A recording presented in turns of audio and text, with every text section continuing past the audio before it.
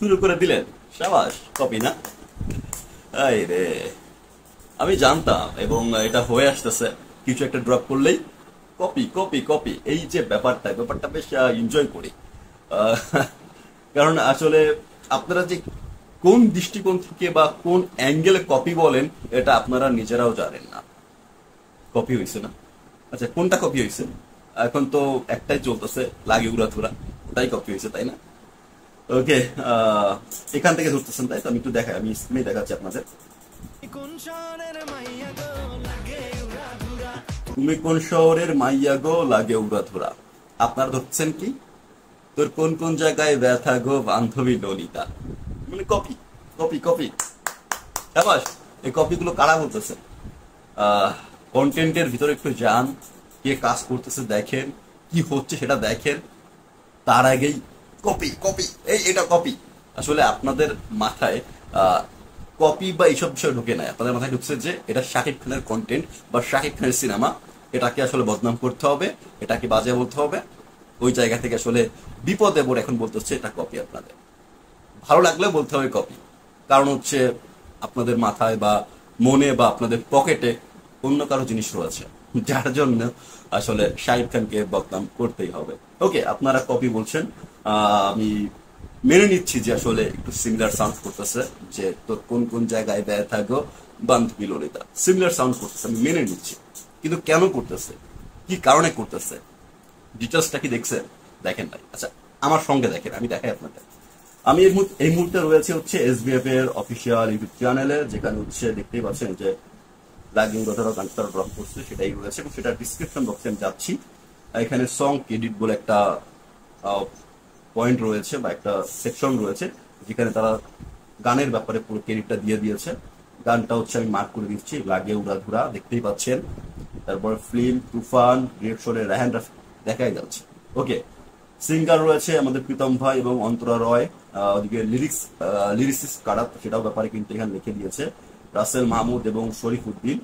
রাসেল মাহমুদ, শরীফ উদ্দিন, তারা হচ্ছে গানের কথাগুলো লিখছেন।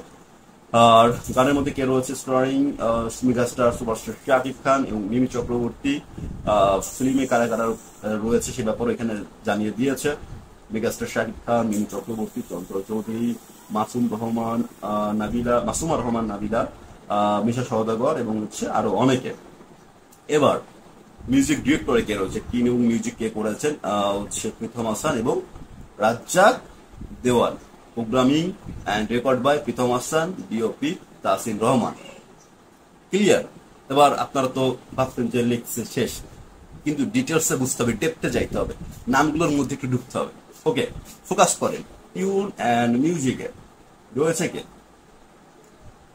প্রীতম হাসান অ্যান্ড রাজ্জাক দেওয়ান। এবার কথা হচ্ছে, হু ইজ রাজ্জাক দেওয়ান? মাতাল রাজ্জাক দেওয়ানের কথা শুনছেন? মাতাল শব্দটা এখানে ইউজ করা হয় না। তো মাতাল রাজ্জাক দেওয়ান বা বাউল সাধক রাজ্জাক দেওয়ান, তিনি কিন্তু একজন বিখ্যাত শিল্পী ছিলেন আমাদের, যার অনেক গান রয়েছে, পালা গান সহ অনেক গান তিনি করতেন। খুব বেশি আমি জানি না তার সম্পর্কে বা তার গান খুব বেশি শুনি নাই।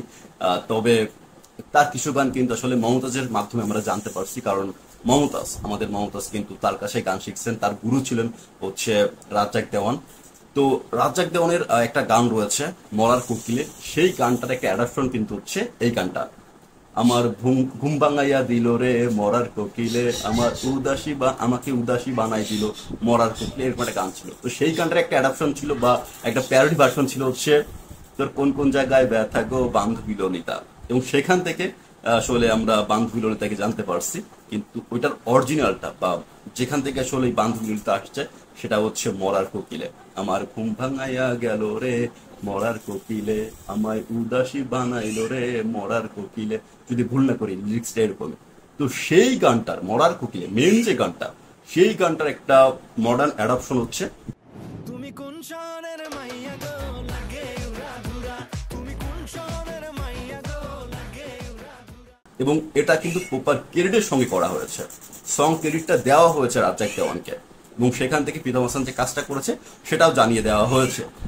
তারপরেও কপি কপি কপি, মিয়া।